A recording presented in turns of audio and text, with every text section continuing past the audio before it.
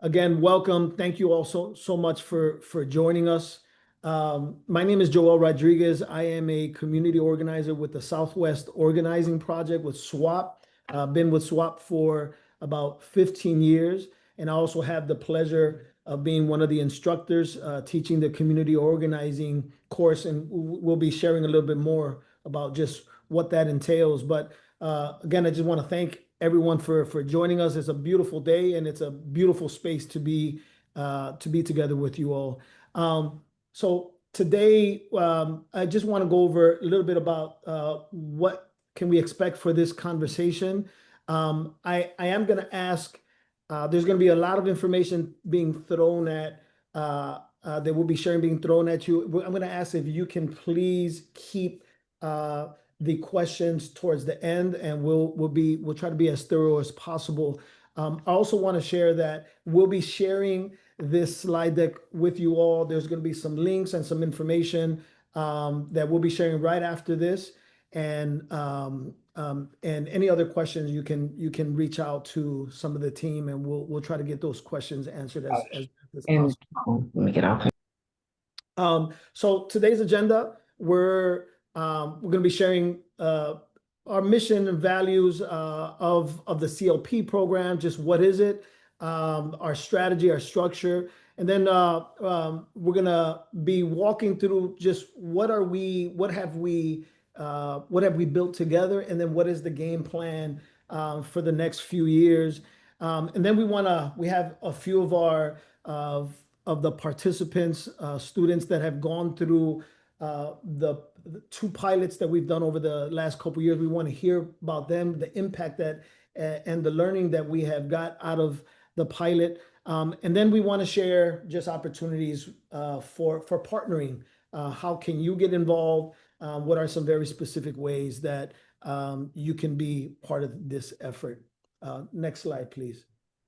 So before we dive in, just want to give a really special thank you to sponsors, folks that have been with us along the way, and for sponsoring today's conversation: the Square One Foundation, Polk Brothers, LISC, AMP, City Colleges, Chicago Workforce Funder Alliance, and CFW. Just really thank you for your support and for making today possible. So thank you so much. Also, a special thank you for the last few years. This effort has been led by these wonderful organizations and individuals that work in these organizations: SWAP, Teamwork Inglewood, Enlace, Palenque LSNA, and Northwest Center. Since the very beginning, has been helping utilize their expertise, their strengths, their wisdom to help shape just what the CLP program is, and lay the right foundation so it could be what we all need it to be. So just want to share, so what is the CLP program, the Chicago Community Learning Partnership? I'm not gonna read verbatim our mission. I'm just gonna share from the heart, right? The intent of this program really came out of listening to young people, to individuals through our parent mentor program, individuals through organizations that stated they wanted a clear path to continue diving into organizing, learning, organizing, being connected to other organizers, and looking for career pathways that they can utilize these skills.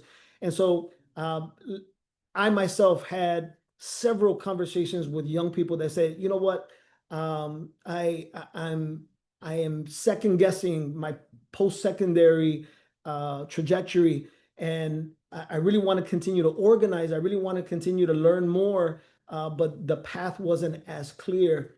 And so we listened to folks. We were approached by the national effort through CLP, and we decided to take this on. And we decided to take this on with the organizations that We mentioned trusted partners, trusted folks that we've been building and working together with.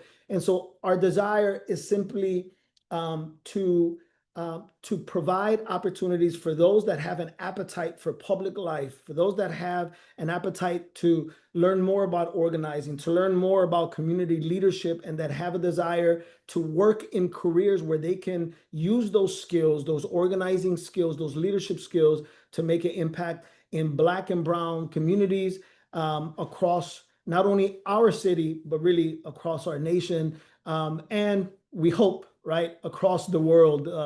God knows the world needs individuals that are well-rounded, that understand power and justice today. And our desire is equipping individuals with these skills so they can use those skills to go into careers in city government, in different nonprofit organizations. Just use these skills that are transferable really across the board. So that's our desire. Our desire is to stay rooted in organizing principles in justice and equip individuals that can use those skills to go make the impact that we all need, especially in these days.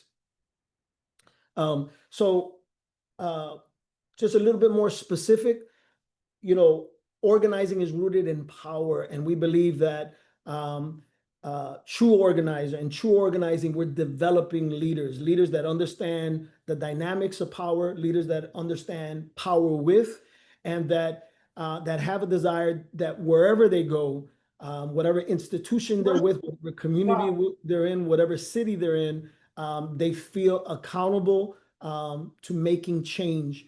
And so this is what CLP is founded on. It's founded on racial justice, economic justice. We want to make sure that individuals understand the power dynamics, but also understand how systems work, how city government works, so that they can use that knowledge and continue to build power. And we also, many of us understand the power of being part of fellowships, being part of groups that are working in solidarity together. And we've already seen it in the 2 years that we have piloted the CLP program, that just the 2 cohorts, almost 40 individuals, they've already built just strong solidarity, have built conversations, created spaces, and have used the skills in a really meaningful way to connect with each other. And so that is our desire. Our desire is to so that participants, students in the CLP program, they can connect and they continue to build community, and iron sharpens iron, for they can continue to grow and learn from each other. So I'm going to hand it over to my colleague Maureen Fitzpatrick. She's going to share a little bit more in depth about the program and how it works. Thanks, Joel. It's nice to be here today. And for those of you who don't know me, my name is Maureen Fitzpatrick, and I have the joy of working as a consultant with the Community Learning Partnership. And I know many of you over the years, my years organizing at Southwest Organizing Project and work with the Illinois Coalition for Immigrant Refugee Rights, and then nearly a decade at the City College of Chicago. So it's been a joy being part of this work. As Joel shared, the CLP model is designed so that it leans into a relational tone, so that you have students from diverse backgrounds bringing that richness of different experiences coming from different communities as part of the learning environment. So we've had the pilots run twice, and we're getting ready for the launch at Kennedy King in the fall. And we want to continue with that same intergenerational rich model. Next.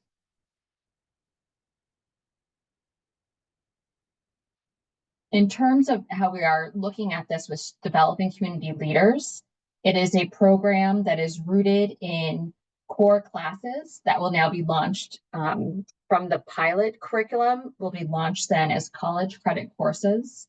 And it will include the paid practicum. So students will be placed on site at a partner host. Again, that mentorship, the relational piece. It's cohort designed so that not only are they in a rich learning environment with strong curriculum, but learning from each other and carrying that forth. And then making sure people have a recognized credential, It'll be a 16 credit hour college credential. And it's valuable in terms of transfer pathways leading into an associate pathway. For those that maybe already have a bachelor's degree or advanced degree, it still has that richness of being a recognized credential within the region, and then part of the national model of CLP. This is a little in the weeds, but I'm such a visual learner that I did want to have us take some time to look at this.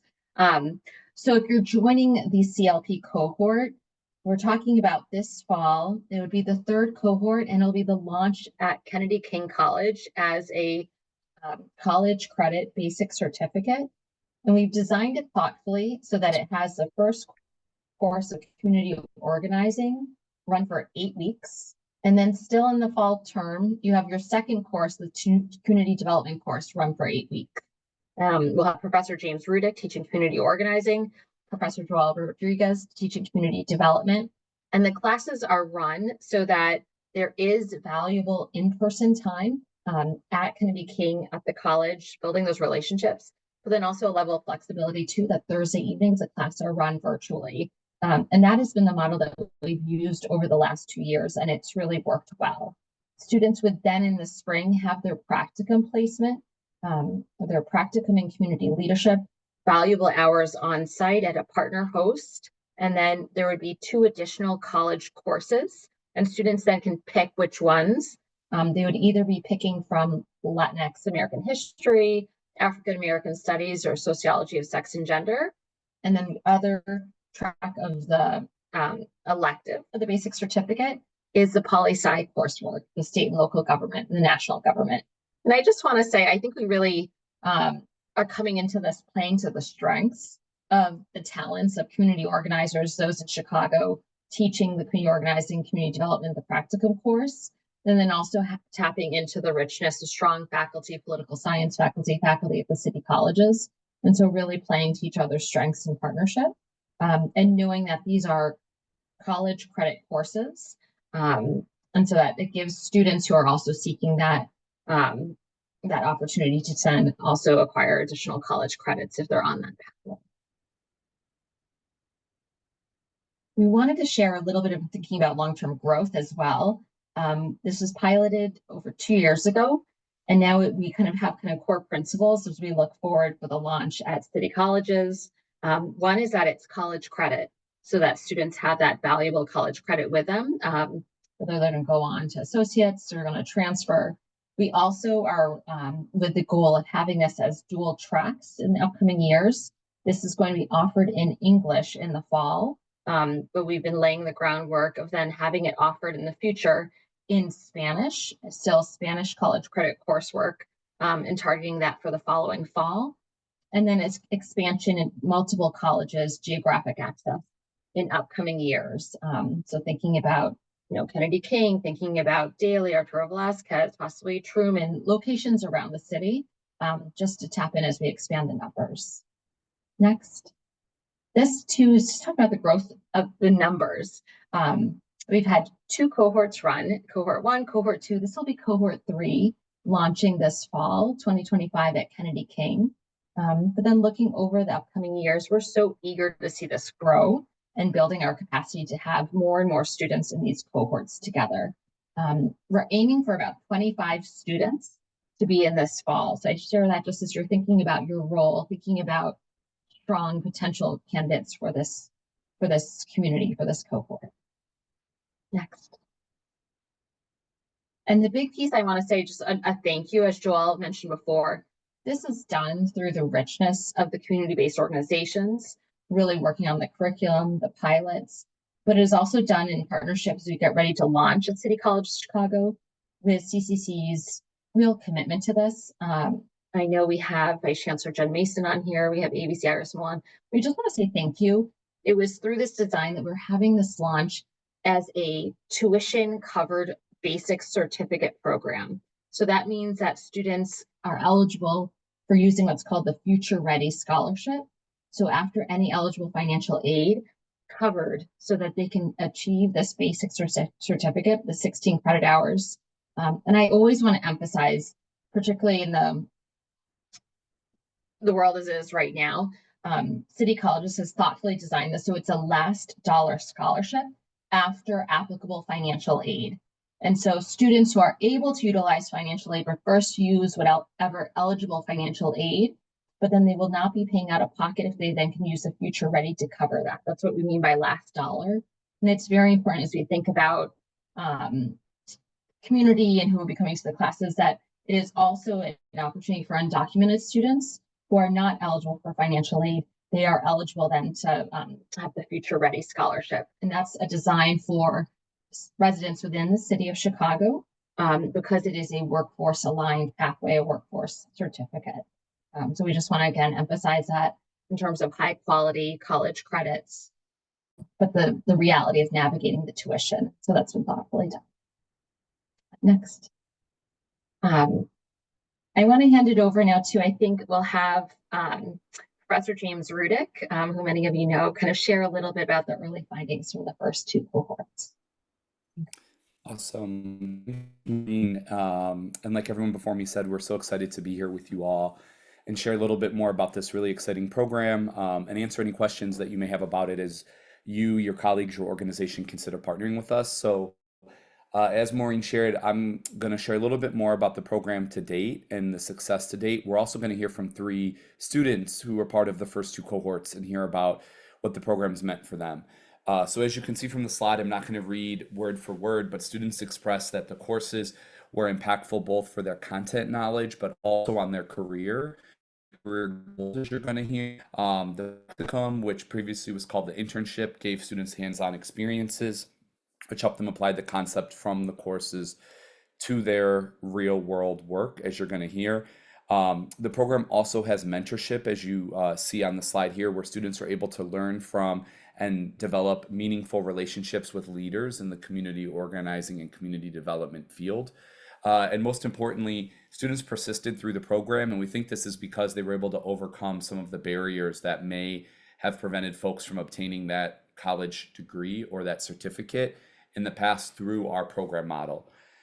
And so we're really excited for you to hear from 3 students who are going to share their experiences of what the program has meant to them. I think we'll hear it honestly best from them as they share their experiences.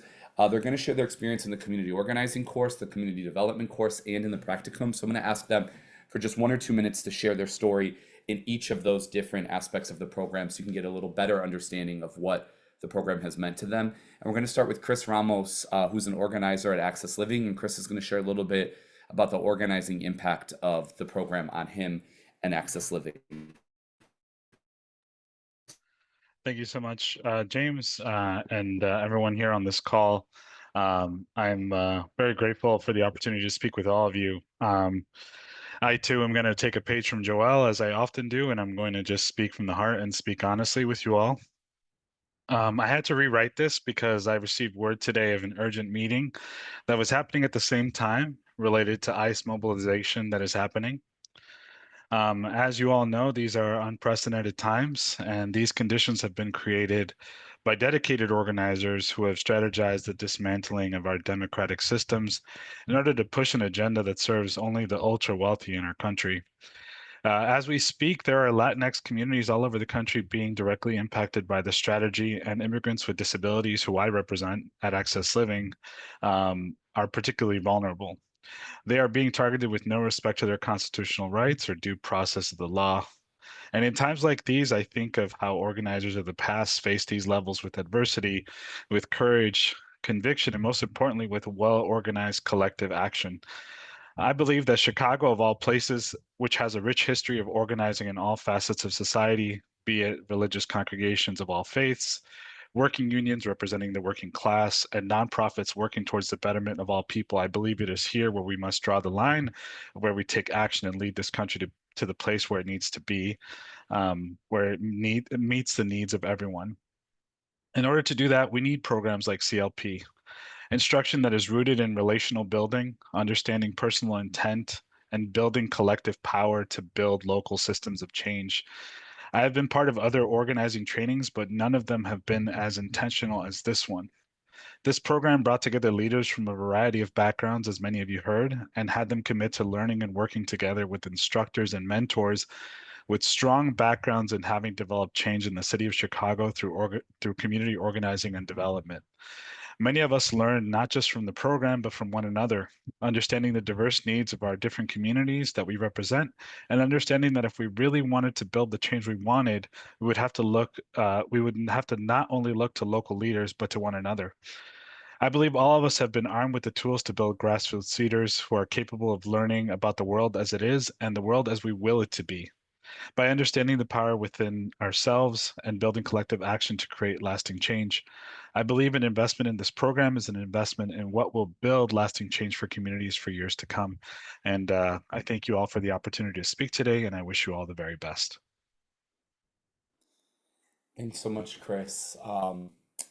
Your words and speaking truth to power about what's happening right now, to me, if not that, what is a better example of how you have how you, excuse me, as an organizer, are operating in the world. So thank you for reminding us of what's happening across the country and in our own very city right now. So thank you for that.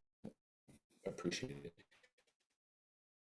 it. We have time to and uh, talk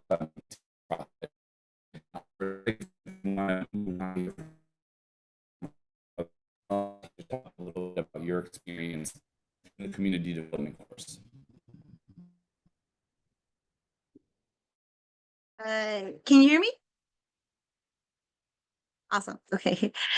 I'm super excited. I have my mentors here. So James, Brian, Joelle, and Chris and Brianna. I'm very proud to be, offered this opportunity to speak to everyone here. My name is Mel, and I am from the Belmont-Cragen community. It sits on the northwest side. It is top 5, the 5th largest community in Chicago, although a lot of people don't know about Belmont-Cragen. There's 70 communities, and Belmont-Cragen sits at number 5. 2 years ago, I had no idea what a chamber of commerce was, which is pretty wild to say. I just had lived experience and passion.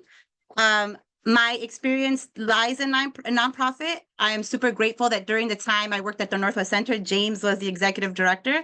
So he is the one that referred me to the CLP program. I don't have education experience. I don't have a bachelor's degree, and I don't even have an associate's degree.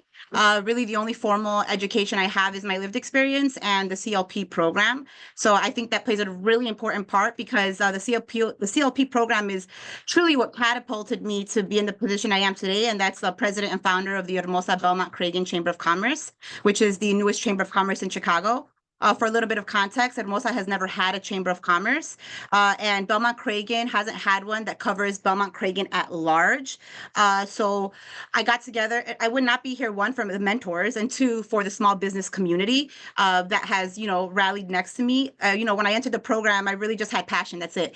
And it's like, yeah, passion's going to get me super far, right? But it was a really stark reality when they said, no, passion alone doesn't get you far to start, but you need people power, and you need financial power, depending what you want to do, right? So I took that lived experience, I took my nonprofit experience under James' leadership at the Northwest Center, and I took the experience at the CLP program, and I just thought to myself, what is our communities missing? Why don't we have farmers markets? Why don't we have festivals? Why don't we have as many mercaditos as other communities do? Why don't we even have trash cans? You can go probably a mile and a half on Fullerton and not have one trash can, and we wonder why our streets are dirty, right? So I'm like, could it be? I got stuck. Start talking to some people, and they're like, Chamber of Commerce, and I heard this name around, and I'm like, let me Google a little bit. So I go ahead and use the power of Google and artificial intelligence, as an assistive technology, and I found out it's actually not that hard to start a Chamber of Commerce, right?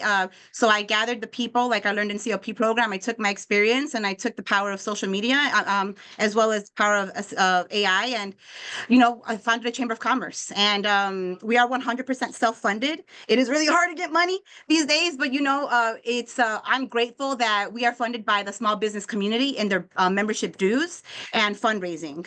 And at the Chamber, we preserve, we promote, and we progress. We promote the small businesses, we preserve the culture, and we progress initiatives that empower the youth. We believe in hyper-locality and self-sustainability. So we want to invest in our youth so they can stay in our neighborhoods and invest in our neighborhoods instead of leave, right? At least they have options.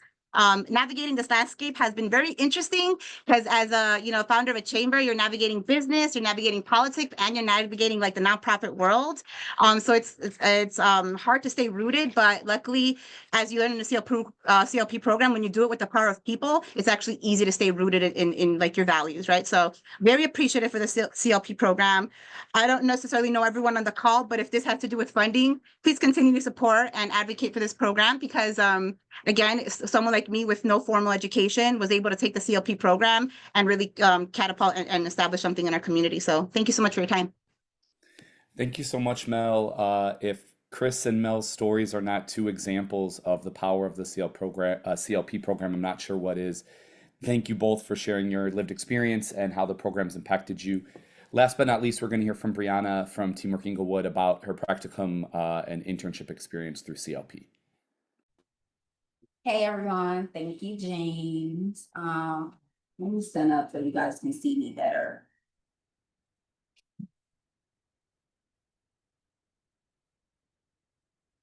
There we go. So as I mentioned, my name is Brianna Hobbs. I currently serve as the Health and Wellness Program Manager with Teamwork Inglewood. I had the pleasure of participating in the very first cohort of the Chicago CLP program, and it was truly a foundational experience. Throughout the year, like my fellow classmates mentioned before, that the entire year, the values we explored in class, such as the importance of relationship building, co-governance, and building collective power, became more than just concepts. We actually got to live it out in the program. I know that a lot of the CBOs on the call are still considering whether they would serve as a hosting site for internships for the future CLP students. So I really want to talk directly to you all and share the impact that the practicum had on my professional as well as personal experience. Excuse me, I'm still getting used to my braces. So for my practicum, I intentionally chose to work on the One Chicago for All banking campaign because it was outside of my usual focus in food and health. And I wanted to challenge myself and explore new terrain, if you will. And I, along with 3 other CLP students, conducted research on home ownership, small business development, and workforce programs, including I-10 mortgage loans, down payment assistance programs, and microloans to support a campaign aimed at improving economic equity in underserved neighborhoods. It was powerful to know that our research was used to shape real proposals being presented to banks. That experience gave me firsthand insight into how economic development and policy intersects and showed me the value of cross-sector collaboration. And it also made the work feel personal, especially as someone who hopes to become a homeowner one day myself. I would be remiss to not shout out our leaders for the internship. So the guidance we received from Danielle and Sarah was invaluable.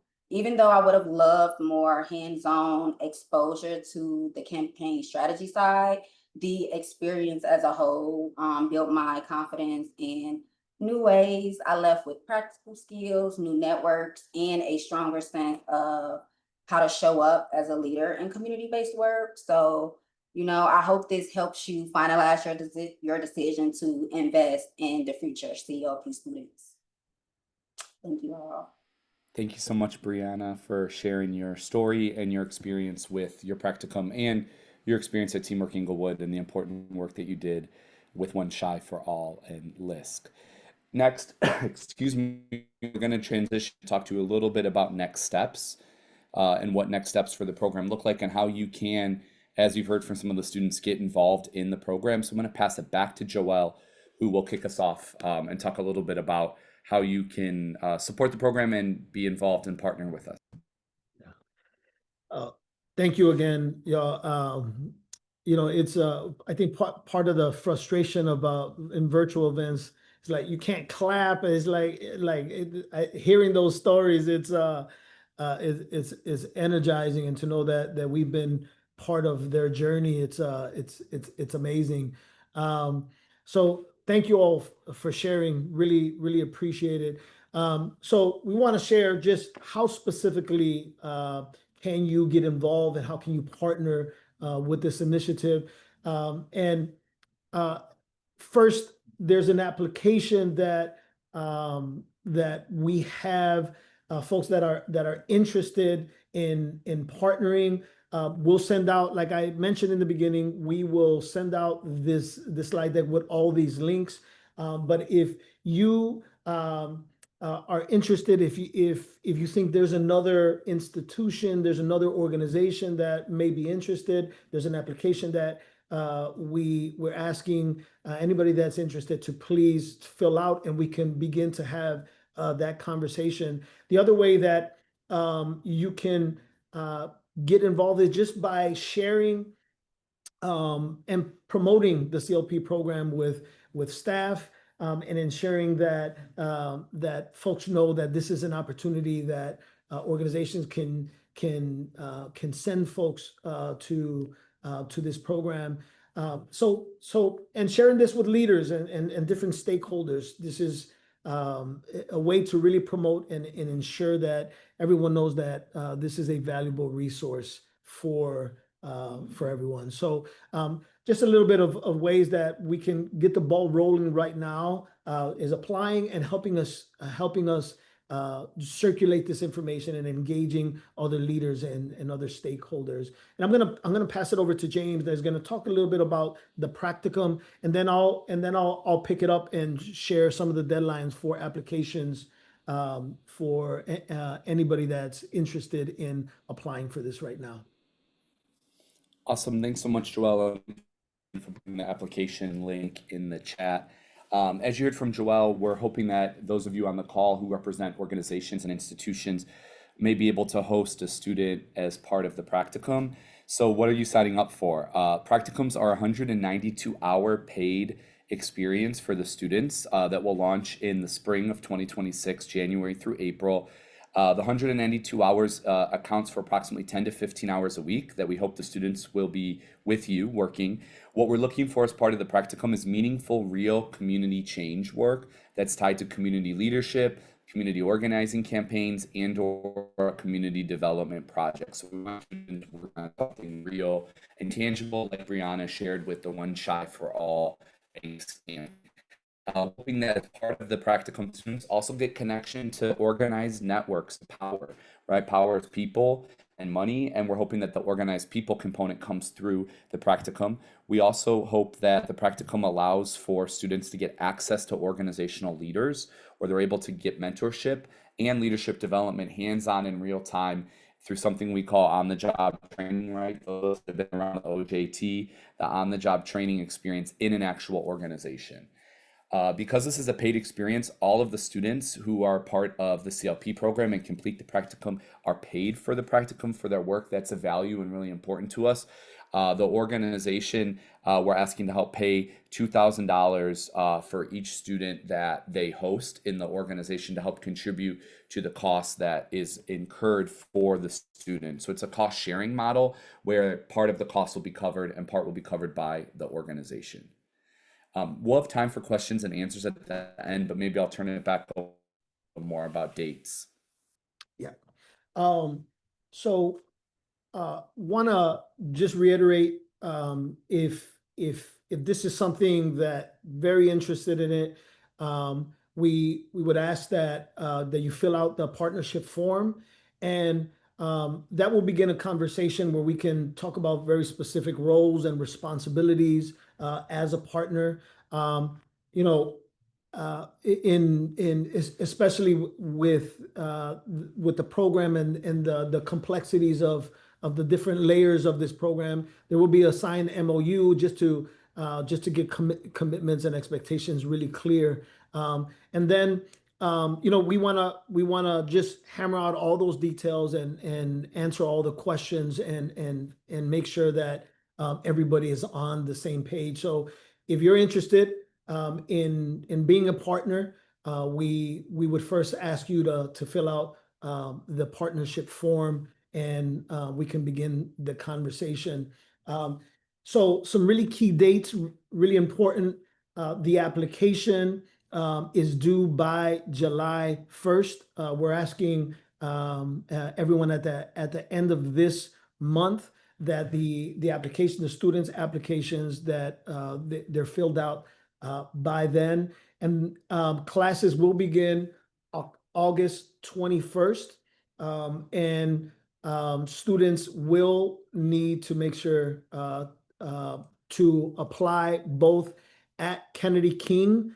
They will have to take placement tests. They'll have to fill out financial aid.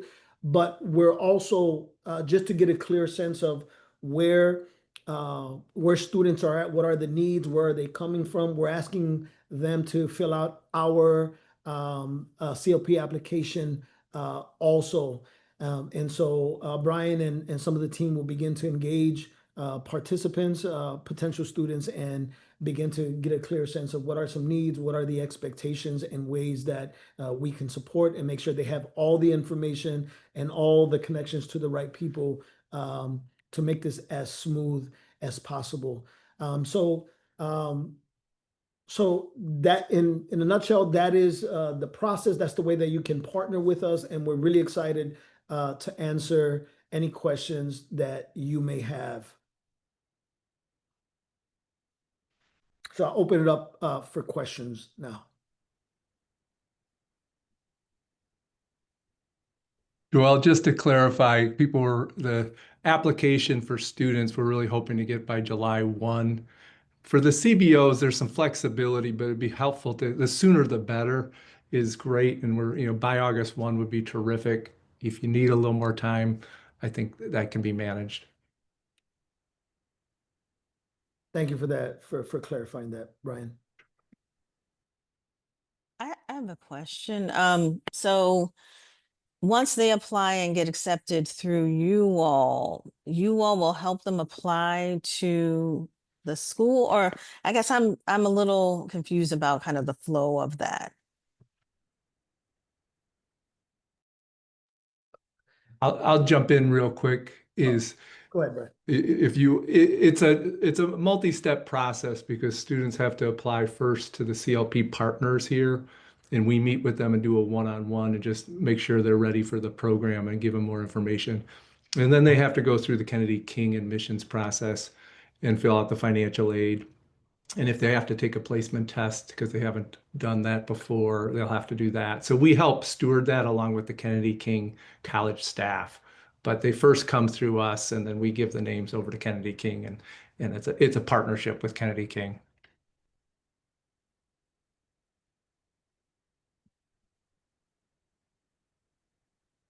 Why don't we go to Amalia?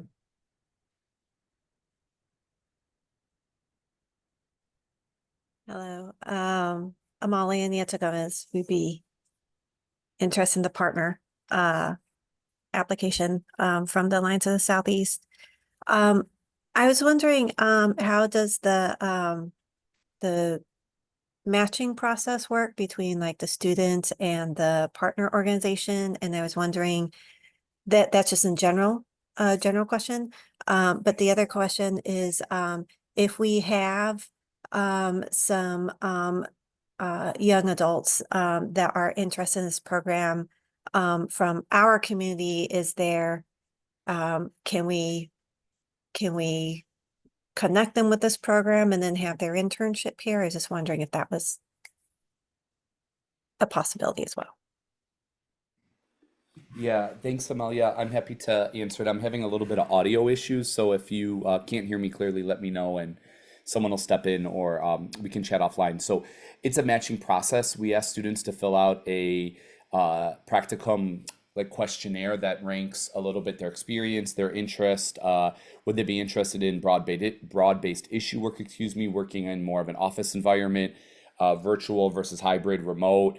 What types of issues are they interested in? What is their experience? It's a pretty in-depth process that they complete after the community organizing and community development course. And then we work to pick a top 3 placement sites, and then based on availability of the site, the number of students they can host, what's going on in the organization, we match them. For us, it's more important for us so that we're able to make sure that the student has a meaningful experience. So it may be that an organization's doing great work, but it's not the right time for that campaign, for example. So it's not just hey, we're gonna have you fill out something online, and you pick a box and then you're sent. It's more in-depth conversations both with the host site, right, placement site, and the student.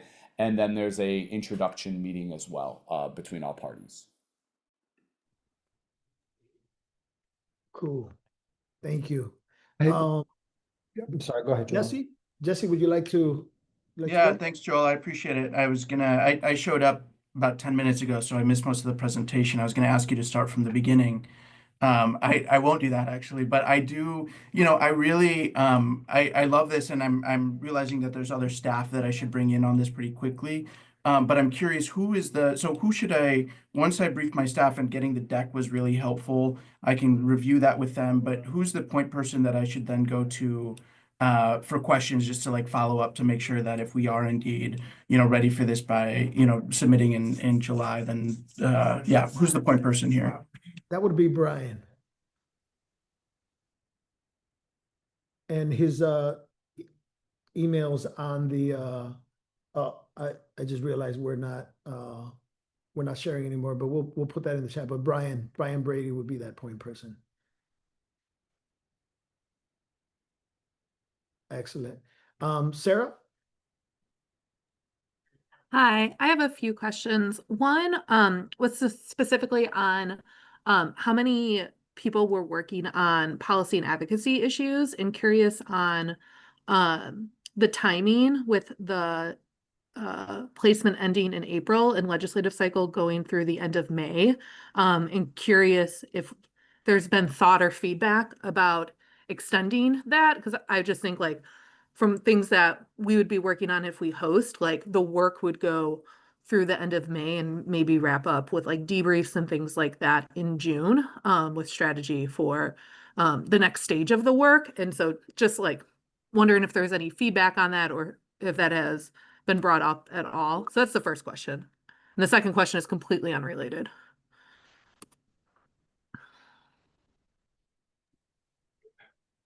But that's a great idea and question. I think the managing the Kennedy King and the grading process and the end of the semester along with that is one issue. But I think, as James, you're the practicum professor, you would show some flexibility, I bet, as best you could, right? Are you, James, you're Yeah, on I think mute. the challenge, as Brian said, is that we're working off of the city college system in terms of their scheduling, and courses end in April. So technically, the practicum, including the hours, would end then. But as Brian said, we'll definitely be flexible. Got it.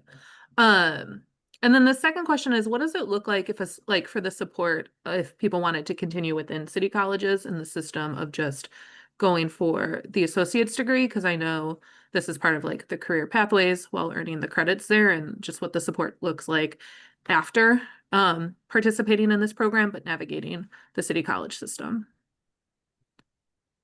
I could start if that's helpful. I think it's a really thoughtful question, Sarah. So this fall's launch, it will be the first time that the pilot courses are moving from the community training model into the college credit model. And that was intentional. It's always the goal so that the credits could go with someone. When it was approved by city colleges, the community leadership 16 credit hour basic certificate has also been approved, embedded in an associate in arts of community leadership. So it allows someone to take these 16 credit hours and move them on their pathway for their associates. They would then work with their advisor to map out their program map term by term. And there was thoughtfulness of looking at what courses could be built in. So not just the associates in arts, but someone that might want to do a 2+2 transfer for their bachelor's degree, and thinking about the city colleges and other colleges use IAI, the Illinois Articulation Initiative, IAI coursework. So I think we're really proud, and I think it's reflective of this group here of how do you do this high quality training, but make sure it helps propel people forward for associates and bachelors if that's what they're pursuing. I will say the Future Ready scholarship piece is specifically for a workforce certificate. So students will navigate to financial aid, additional scholarships after they finish that basic certificate, but it gives them a good launching of knowing the first 16 credit hours are covered in that way. So all really good questions. Yeah. Yeah. And I know, just so I know there's a handful of us on this call that are on Kennedy King's Community Advisory Council. So if there's anything that we can help with, like liaising or things like that, please I'm one of them, so please let us know and I'll let the others volunteer. Right. That's wonderful to know. Leah, would you like to go? Thanks, Joelle. I also have a couple of questions about the student enrollment side. One of which for the professors on this call, do you all anticipate offering office hours in addition to those Tuesday, Thursday classes for, okay, I see some head nods. Awesome. Yep. Speaking about individual support for students. For sure. And then Joelle, you and I had talked about this question a while ago, but did you get an answer about whether there's a opportunity for enrollment in this if a student is enrolled in a different college or university at the same time in Chicago, or would they only be enrolled in this program? Maureen, would you like Yes. to take that? Yeah. Yep.